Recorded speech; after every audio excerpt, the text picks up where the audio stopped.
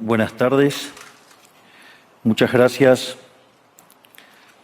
Hoy estoy acá para decirles que Occidente está en peligro. Está en peligro porque aquellos que supuestamente deben defender los valores de Occidente se encuentran cooptados por una visión del mundo que inexorablemente conduce al socialismo y, en consecuencia, a la pobreza. Lamentablemente, en las últimas décadas, motivados por algunos deseos bien pensantes de querer ayudar al prójimo y otros por el deseo de pertenecer a una casta privilegiada, los principales líderes del mundo occidental han abandonado el modelo de la libertad por distintas versiones de lo que llamamos colectivismo. Nosotros estamos acá para decirles que los experimentos colectivistas nunca son la solución a los problemas que aquejan a los ciudadanos del mundo, sino que, por el contrario, son su causa. Créanme, nadie mejor que nosotros los argentinos para dar testimonios de estas dos cuestiones. Cuando adoptamos el modelo de la libertad, allá por el año 1860, en 35 años nos convertimos en la primer potencia mundial, mientras que cuando abrazamos el colectivismo, a lo largo de los últimos 100 años, vimos cómo nuestros ciudadanos comenzaron a empobrecerse sistemáticamente hasta caer en el puesto número 140 del mundo. Pero antes de poder dar esta discusión, sería importante que primero viéramos los datos que sustentan por qué el capitalismo de libre empresa no solo es un sistema posible para terminar con la pobreza del mundo, sino que es el único sistema moralmente deseable para lograrlo. Si consideramos la historia del progreso económico, podemos ver cómo desde el año 0 hasta el año 1800 aproximadamente, el PBI per cápita del mundo prácticamente se mantuvo constante durante todo el periodo de referencia. Si uno mira un gráfico de la evolución del crecimiento económico a lo largo de la historia de la humanidad, uno estaría viendo un gráfico con la forma de un palo de hockey, una función exponencial que se mantuvo constante durante el 90% del tiempo y se dispara exponencialmente a partir del siglo XIX. La única excepción a esta historia de estancamiento se dio a finales del siglo XV con el descubrimiento de América. Pero salvando esta excepción, a lo largo de todo el periodo entre el año 0 y el año 1800, el PBI per cápita a nivel global se mantuvo estancado. Ahora bien, no solo que el capitalismo generó una explosión de riqueza desde el momento que se adoptó como sistema económico, sino que, si uno analiza los datos, lo que se observa es que el crecimiento se viene acelerando a lo largo de todo el periodo. Durante todo el periodo comprendido entre el año 0 y el 1800, la tasa de crecimiento del PBI per cápita se mantuvo estable en torno al 0,02% anual, es decir, prácticamente sin crecimiento.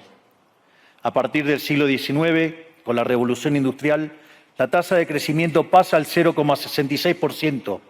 A ese ritmo, para duplicar el PBI per cápita, se necesitarían crecer durante 107 años. Ahora bien, si observamos el periodo entre 1900 y 1950, la tasa de crecimiento se acelera al 1,66% anual. Ya no necesitamos 107 años para duplicar el PBI per cápita, sino 66. Y si tomamos el periodo comprendido entre 1950 y el año 2000, vemos que la tasa de crecimiento fue de 2,1% anual, lo que derivaría en que en solo 33 años podríamos duplicar el PBI per cápita del mundo. Esta tendencia, lejos de detenerse, se mantiene viva aún hoy. Si tomamos el periodo entre el año 2000 y el 2023, la tasa de crecimiento volvió a acelerar el 3% anual, lo que implica que podríamos duplicar nuestro PBI per cápita en el mundo en tan solo 23 años. Ahora bien, cuando se estudia el PBI per cápita desde el año 1800 al día de hoy, lo que se observa es que luego de la revolución industrial, el PBI per cápita mundial se multiplicó por más de 15 veces, generando una explosión de riqueza que sacó de la pobreza al 90% de la población mundial. No debemos olvidar nunca que para el año 1800, cerca del 95% de la población mundial vivía en la pobreza más extrema, mientras que ese número cayó al 5% para el año 2020, previo a la pandemia. La conclusión es obvia. Lejos de ser la causa de nuestros problemas, el capitalismo de libre empresa como sistema económico es la única herramienta que tenemos para terminar con el hambre, la pobreza y la indigencia a lo largo y a lo ancho de todo el planeta. La evidencia empírica es incuestionable. Por eso, como no cabe duda de que el capitalismo de libre mercado es superior en términos productivos, la doxa de izquierda ha atacado al capitalismo por sus cuestiones de moralidad, por ser, según ellos, dicen sus detractores, que es injusto. Dicen que el capitalismo es malo porque es individualista y que el colectivismo es bueno porque es altruista, con la ajena, y en consecuencia bregan por la justicia social. Pero este concepto que en el primer mundo se ha puesto de moda en la última época, en mi país es una constante del discurso político desde hace más de 80 años. El problema es que la justicia social no es justa, sino que tampoco aporta al bienestar general. Muy por el contrario, es una idea intrínsecamente injusta, porque es violenta. Es injusta porque el Estado se financia a través de impuestos y los impuestos se cobran de manera coactiva. ¿O acaso alguno de nosotros puede decir que paga los impuestos de manera voluntaria? Lo cual significa que el Estado se financia a través de la coacción y que a mayor carga impositiva, mayor es la coacción, menor es la libertad. Quienes promueven la justicia social parten de la idea de que el conjunto de la economía es una torta que se puede repartir de una manera distinta. Pero esa torta no está dada, es riqueza que se va generando en lo que, por ejemplo, Israel Kirzler llama un proceso de descubrimiento de mercado. Si el bien o servicio que ofrece una empresa no es deseado, esa empresa quiebra a menos que se adecúe a lo que el mercado le está demandando. Si genera un producto de buena calidad a un buen precio atractivo, le va a ir bien y va a producir más. De modo que el mercado es un proceso de descubrimiento en el cual el capitalista encuentra sobre la marcha el rumbo correcto.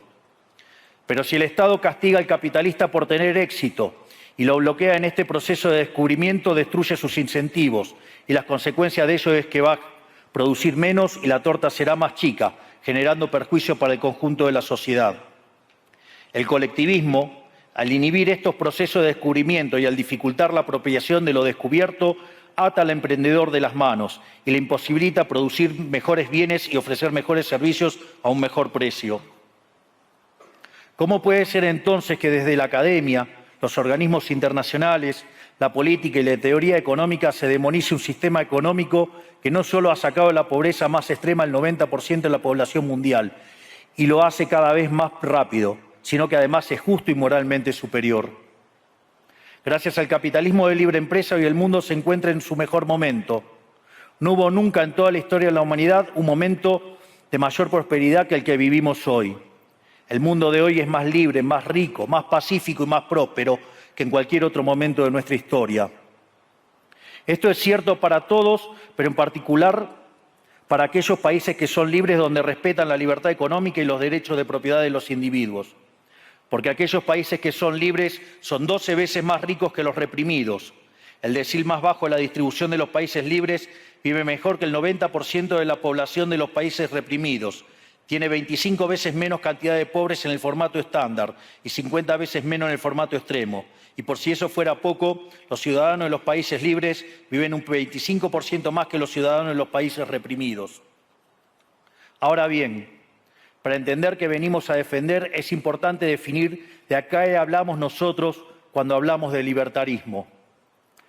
Para definirlo, retomo las palabras del máximo prócer de las ideas de la libertad de Argentina, el profesor Alberto Venegas Lynch, que dice: el libertarismo es el respeto irrestricto del proyecto de vida del prójimo, basado en el principio de no agresión y en defensa del derecho a la vida, a la libertad y a la propiedad, cuyas instituciones fundamentales son la propiedad privada, los mercados libres de intervención estatal, la libre competencia, la división del trabajo y la cooperación social, donde solo se puede ser exitoso sirviendo al prójimo con bienes de mejor calidad a un mejor precio. Dicho de otro modo, el capitalista, el empresario exitoso, es un benefactor social que, lejos de apropiarse de la riqueza ajena, contribuye al bienestar general. En definitiva, un empresario exitoso es un héroe. Este es el modelo que nosotros estamos proponiendo para la Argentina del futuro. Un modelo basado en los principios fundamentales del libertarismo: la defensa de la vida, de la libertad y de la propiedad. Ahora bien, Si el capitalismo de libre empresa y la libertad económica han sido herramientas extraordinarias para terminar con la pobreza en el mundo, y nos encontramos hoy en el mejor momento de la historia de la humanidad, vale la pena preguntarse, ¿por qué digo entonces que Occidente está en peligro? Digo que Occidente está en peligro justamente porque en aquellos países que deberíamos defender los valores del libre mercado, la propiedad privada y las demás instituciones del libertarismo, sectores del establishment político y económico, algunos por errores en su marco teórico y otros por ambición de poder, están socavando los fundamentos del libertarismo, abriéndole las puertas al socialismo y condenándonos potencialmente a la pobreza, a la miseria y el estancamiento.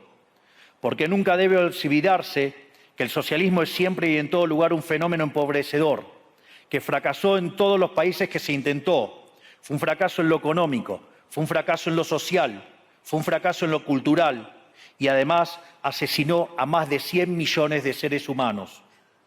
El problema esencial de Occidente hoy es que no solo debemos enfrentarnos a quienes, aún luego de la caída del muro y la evidencia empírica abrumadora, siguen bregando por el socialismo empobrecedor, sino también a nuestros propios líderes, pensadores y académicos que, amparados en un marco teórico equivocado, socavan los fundamentos del sistema que nos ha dado la mayor expansión de riqueza y prosperidad de nuestra historia.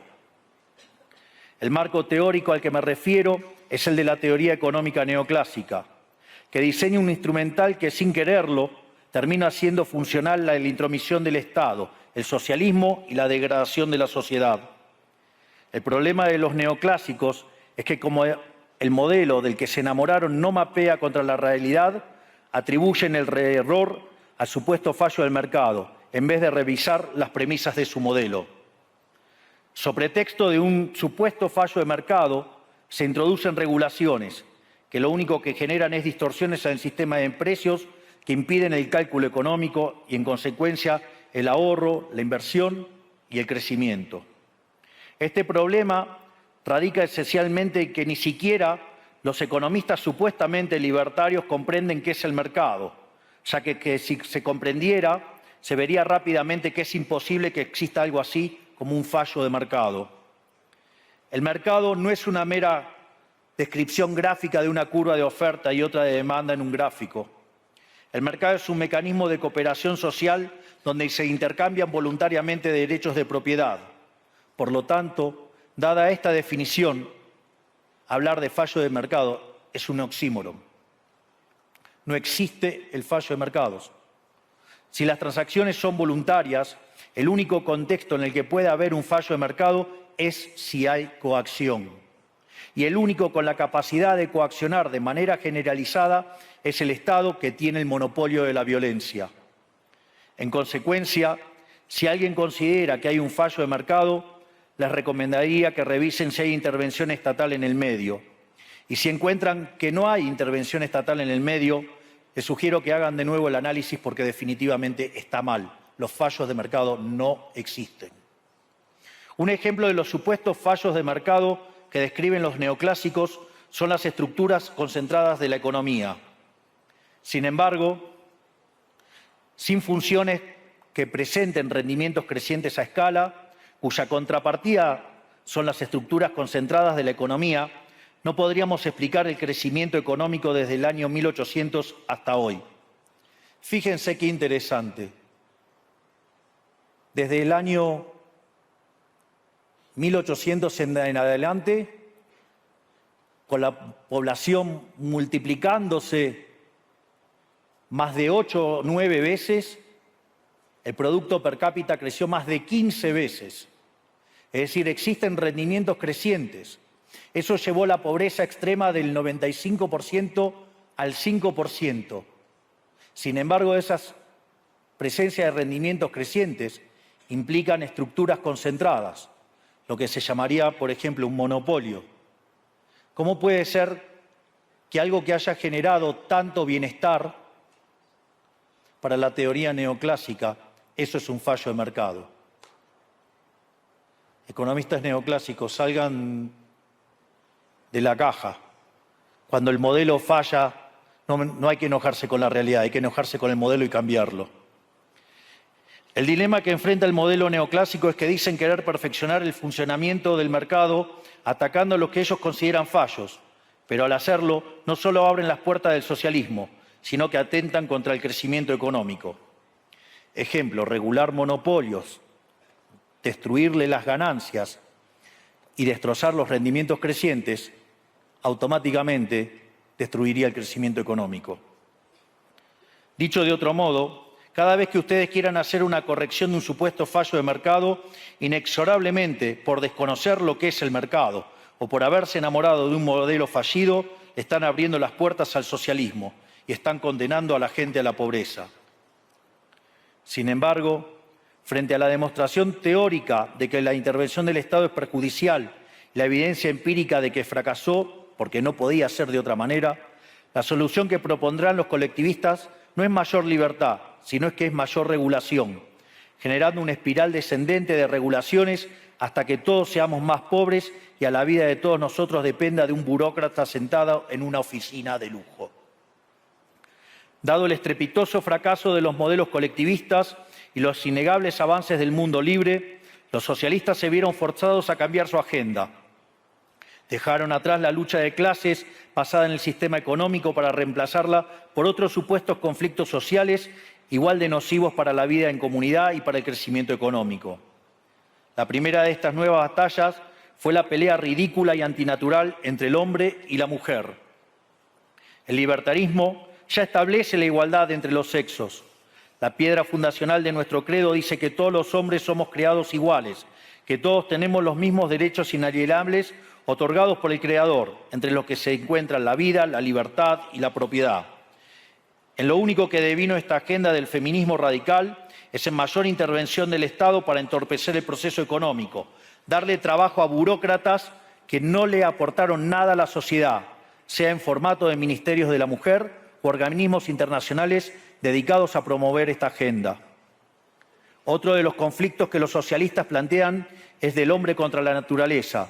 Sostienen que los seres humanos dañamos el planeta y que debe ser protegido a toda costa, incluso llegando a abogar por mecanismos de control poblacional o en la agenda sangrienta del aborto. Lamentablemente, estas ideas nocivas han pregnado fuertemente en nuestra sociedad. Los neomarxistas han sabido cooptar el sentido común de Occidente. Lograron esto gracias a la apropiación de los medios de comunicación, de la cultura, de las universidades y sí, también de los organismos internacionales. Este último caso es el más grave, tal vez, porque se trata de instituciones que tienen enorme influencia en las decisiones políticas y económicas de los países que integran esos organismos multilaterales. Por suerte, somos cada vez más los que nos atrevemos a levantar la voz, porque vemos que si no combatimos frontalmente estas ideas, el único destino posible es que cada vez vamos a tener más Estado, más regulación, más socialismo, más pobreza, menos libertad y, en consecuencia, peor nivel de vida. Occidente, lamentablemente, ya comenzó a transitar este camino. Sé que a muchos les puede sonar ridículo plantear que Occidente se ha volcado al socialismo, pero solo es ridículo en la medida que uno se restringe a la definición económica tradicional del socialismo, que establece que es un sistema económico donde el Estado es el dueño de los medios de producción. Esta definición debería ser, desde mi punto de vista, actualizada a las circunstancias presentes. Hoy los Estados no necesitan controlar directamente los medios de producción para controlar cada aspecto de la vida de los individuos. Con herramientas como la emisión monetaria, el endeudamiento, los subsidios, el control de la tasa de interés, los controles de precios y las regulaciones para corregir los supuestos fallos de mercado, pueden controlar los destinos de millones de seres humanos.